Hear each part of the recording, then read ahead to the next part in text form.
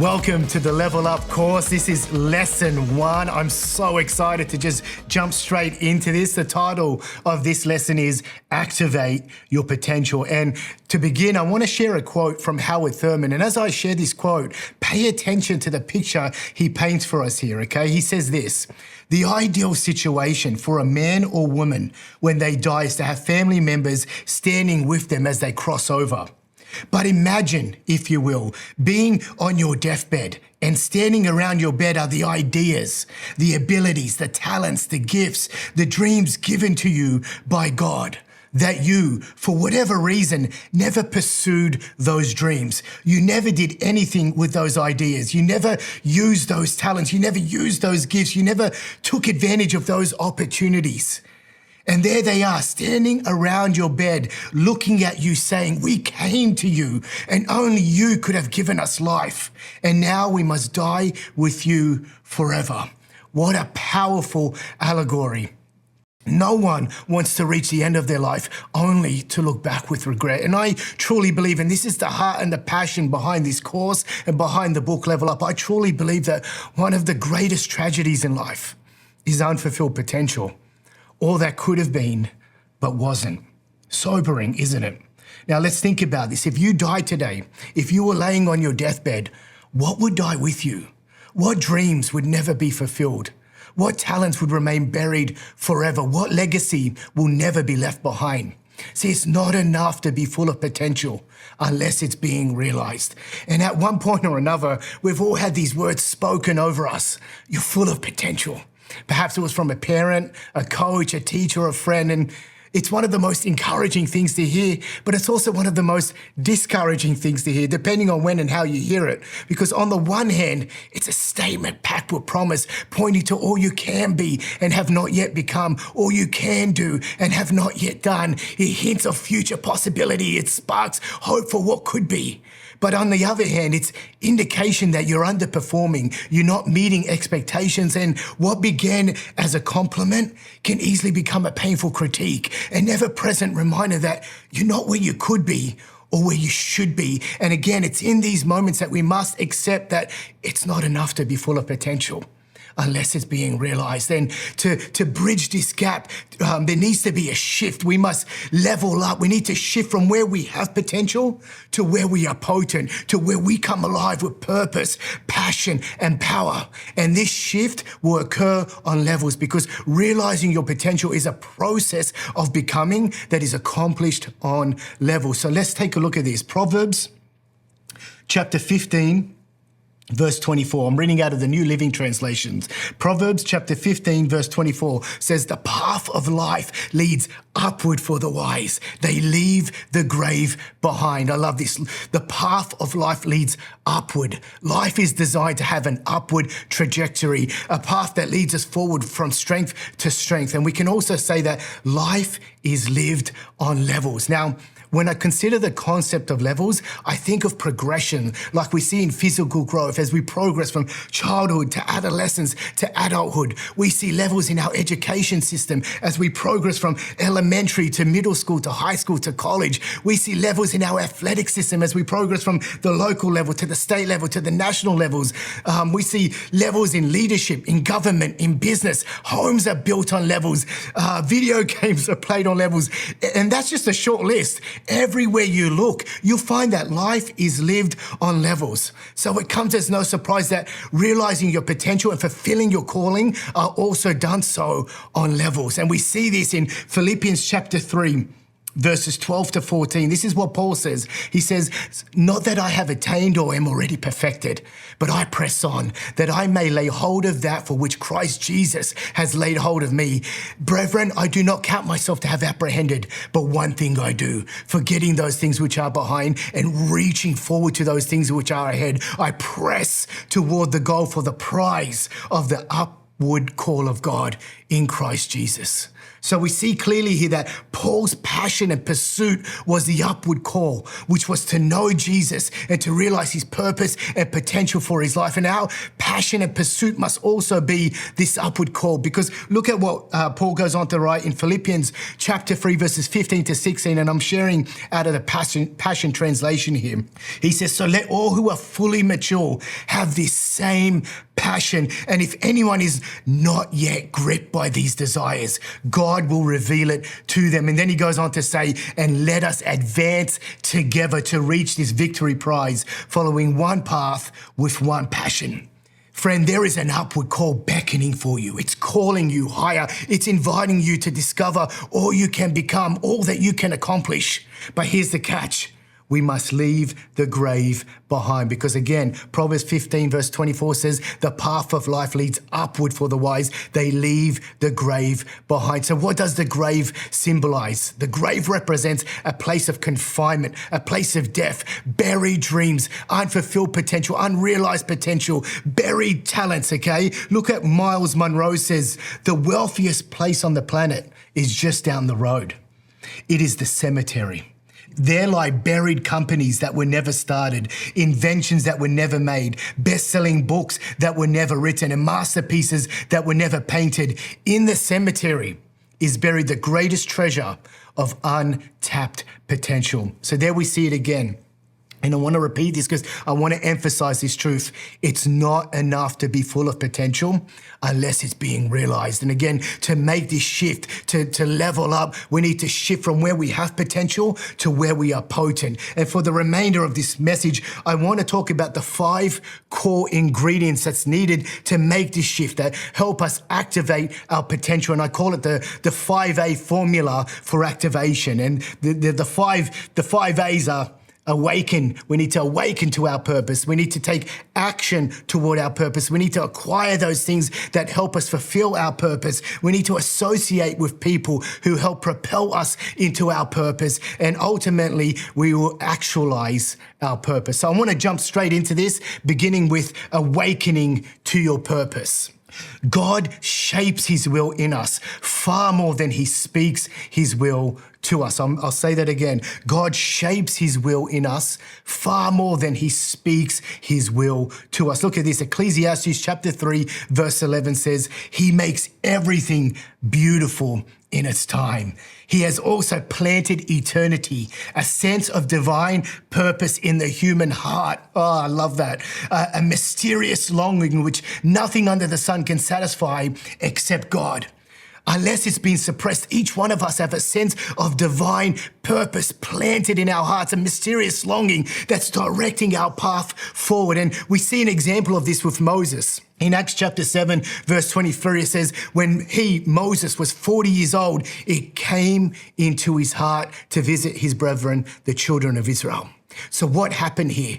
Moses had a date with destiny. Purpose had been awakened in his heart, and he began to move in that direction. He defended a Hebrew, he killed an Egyptian, and then later on he broke up a fight between 2 Hebrew men. Moses began to function and to operate in his divine destiny, in his calling. Again, something had awakened within him, and he knew he was drawn to his kindred men, those of kindred spirit, those who he originated from. And he felt the urge to defend them, to help them. And it goes on to say, one of those Hebrew men he defended actually scoffed him and said, who made you a ruler and a judge over us?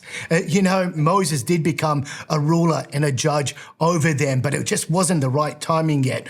And what I love about this account is the fact that your calling is revealed to you before it is revealed to others. Okay, Moses knew things about his future that those Hebrew men didn't. And I'll take it a step further. There are things your heart knows that others don't. Your heart knows things that don't make sense to your mind just yet, okay? Because something has been awakening to you from eternity past into the eternity that's planted within you. And it's going to take time for your mind and for others to realize that what's going on inside of you. Check out Philippians chapter 2, verse 13 in the Amplified. For it is God who is all the while effectually at work in you. And I just want to pause right there. Notice God is at work in you. And oftentimes we look at what God is doing externally, outwardly, and we try to see God's fingerprints, but we overlook what God is doing inwardly, internally, okay? For it is God who is all the while effectually at work in you, both to will and to do. That is strengthening, energizing, and creating in you the longing. There's that word again, the longing and the ability to fulfill your purpose for His good pleasure. So I want to encourage you, pay attention to what is happening within you. Pay attention to the deep longings of your heart. They somehow know what you ought to do. They somehow know the direction you need to take. So let's get personal before I move on to the next point. What desires have you suppressed? What promptings have you ignored? What ideas have you shelved? I want to encourage you, maybe it's time to revisit them and to move in that direction. Remember, God shapes His will in us far more than He speaks His will to us. Okay, the next one I want to look at is, we looked at awakening to your purpose. Now it's taking action toward your purpose. Because once there's an awakening, there must be movement towards what has been revealed to you. And more seems to happen as we proactively move into the future rather than passively waiting for the future to come to us. Look at this, Galatians chapter 6, verse 4, in the Message paraphrase says this, I love it. Make a careful exploration of who you are and the work you've been given. Then sink yourself into that. Don't be impressed with yourself. Don't compare yourself with others. Each of you must take responsibility for doing the creative best you can with your own life. I love this. Each of you must take responsibility for doing the creative best you can with your own life. And the key word here is take responsibility. But however, most people are not taking responsibility. They're giving it away. They're abdicating the responsibility. They're looking to others to give them permission to pursue their purpose. They're looking to others to validate their purpose. They're looking to others saying, pick me, pick me. But God is saying, no, you're better than that. Take responsibility for what I've put in you. Take responsibility for what I'm revealing to you. Now look at this. To be responsible means to be answerable or accountable for something within one's power, control, or management. I'll say that again. To be answerable or accountable for something within one's power, control, or management. So we will be held accountable to God for the way we took responsibility for our own life, for the way we stewarded what was entrusted to us, which is in our power, control, and management. And here's what I've found. Most people want to take responsibility for their life, but they just don't know how, because most people fail to take action because they lack answers, they lack direction, they lack opportunity. But Jesus taught in Matthew chapter 7, verses 7 to 8, that there's something we can do to change that. And he says, ask and it will be given to you. Seek and you will find. Knock, and the door will be open to you. For everyone who asks receives. He who seeks finds, and to him who knocks, the door will be opened to him. So Jesus teaches that there's something we can do, we can initiate that will cause the answers, the direction, and the opportunities we desire to materialize. Ask, seek, knock. All are verbs. All require action, all require initiative, okay? Remember, more seems to happen as we proactively move into the future rather than passively waiting for the future to come to us. So we've looked at awakening to your purpose. We've looked at taking action toward your purpose. Now I want to look at the word acquire, what is needed to acquire for your purpose. And throughout our upward journey, there are certain things that we'll need to acquire. Some of those things include skills, knowledge, experiences, faith, and character. And for this lesson, I just want to focus on two things: faith, acquiring faith, and acquiring character. Okay, Revelations chapter 3. Verse 18, listen to this. Jesus says, buy from me gold refined in the fire, that you may be rich. I love this. The Bible reveals two ways we can receive from God. Some things are given to us, other things are bought. Thank God for the things that are freely given to us. Salvation, forgiveness, mercy, grace, the gift of the Holy Spirit. I mean, I can go on and on. God is a giver, and no good thing will he withhold from those who walk uprightly. But there are certain things that must be bought. Again, Jesus says, buy from me gold refined in the fire. And I believe the reason sometimes we need to buy things is because human nature, we tend to value those things we've bought more than those things that have been given to us. And the reason is very basic and simple. It's because it cost us something. There was a price attached to it, okay? So what is this gold that Jesus wants us to buy from him? It's purified faith and godly character. Faith will help us lay hold of all that God has for us.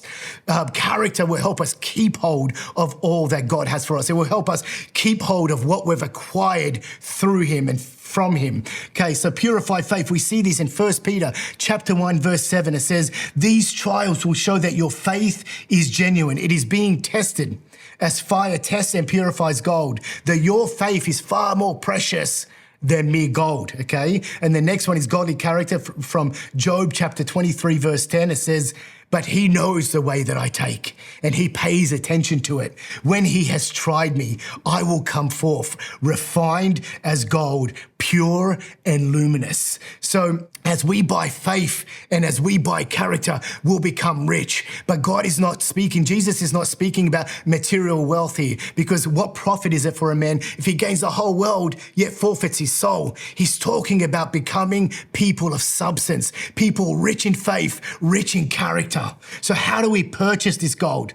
Look at this. 1 Corinthians chapter 6, verse 20 says, you were God's expensive purchase, paid for with tears of blood. I love that. Expensive purchase, paid for. So Jesus bought us. He bought us by giving himself to God in complete obedience. We buy from God by giving ourselves to him in complete obedience, buying things that money cannot buy, okay? And who do we buy this from? Jesus. And what is the best time to buy this? It's through hardship. It's through the refining process. It's through trials, because look at what James chapter 1, verse 2 to 4 says. Consider it a sheer gift, friends, when tests and challenges come at you from all sides. You know that under pressure, your faith life is forced into the open and shows its true colors.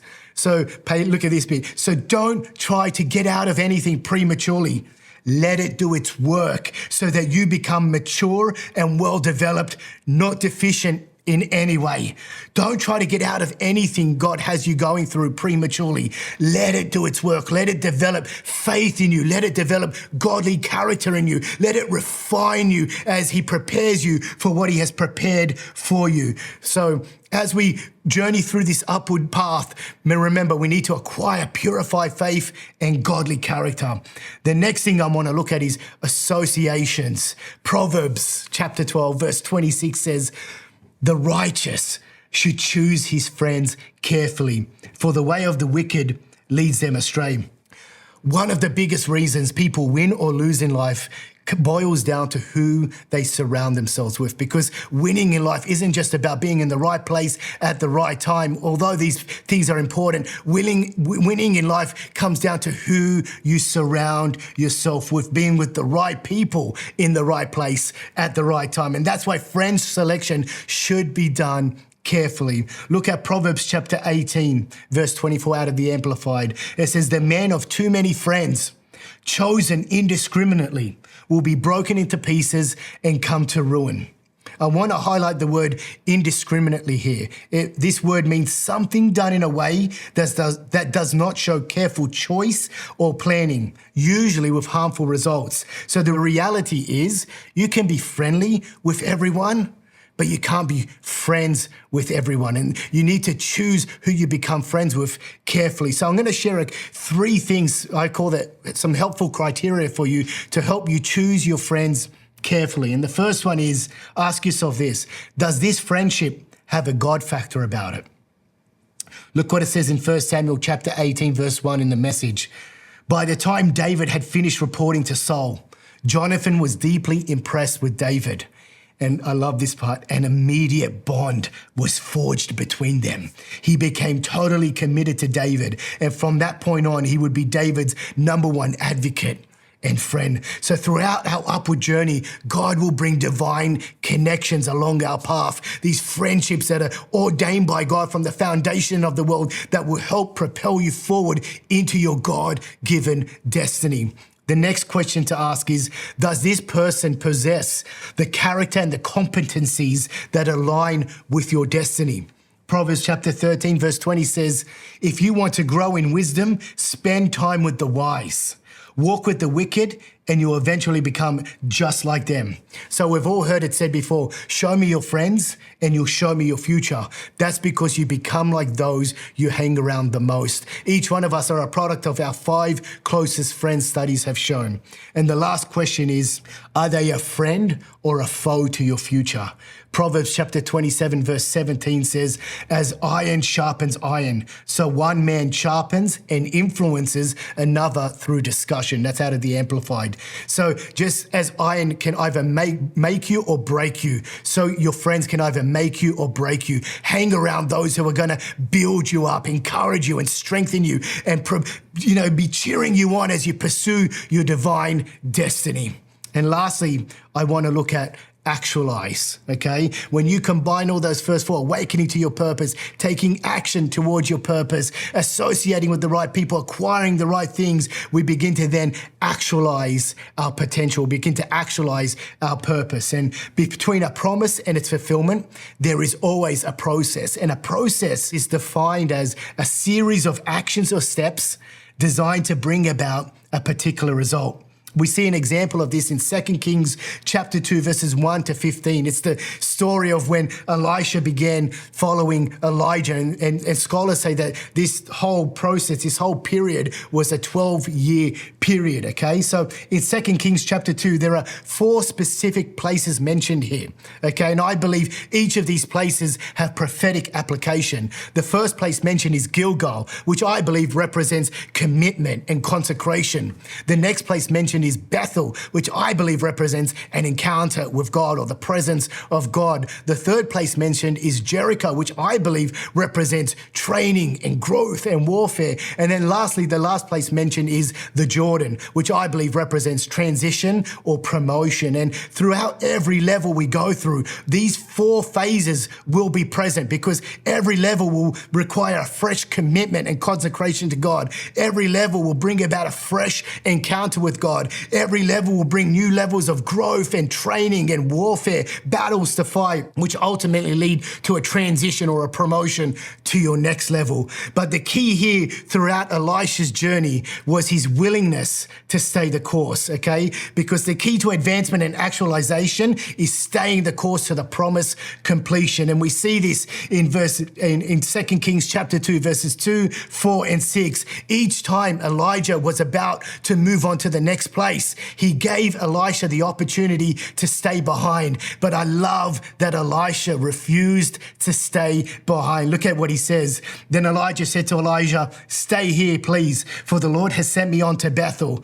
But look at his response. But Elisha said, as the Lord lives and as your soul lives, I will never leave you. So they went on to Bethel, and the same thing repeated itself. Elisha said, stay here, please, for the Lord has sent me on to Jericho. But then Elisha says, as the Lord lives and as your soul lives, I will never leave you. Then they came to Jericho, and as he was about to leave Jericho to go to the Jordan, Elijah says to Elisha, stay here, please, for the Lord has sent me to the Jordan. But I love this response again. As the Lord lives and as your soul lives, I will never leave you. And so the two of them went on. So stay the course. Don't give up halfway through. Don't even give up 3/4 of the way through. Stay the course all the way to completion, because between a promise and its fulfillment, there is always a process, and keep progressing through the process. Amen. So I'll close with this. In this lesson, we learned how life is lived on levels, and I shared the 5A formula that will help you activate your potential, activate your calling, and help you move you forward into your destiny. We talked about awakening to your purpose, taking action toward your purpose, acquiring those things that are needed for your purpose, associating with the right people that will help move you forward into your purpose. And then ultimately, we just saw the importance of then actualizing your purpose. Remember, realizing your potential is a process of becoming that is accomplished on levels. See you in the next lesson.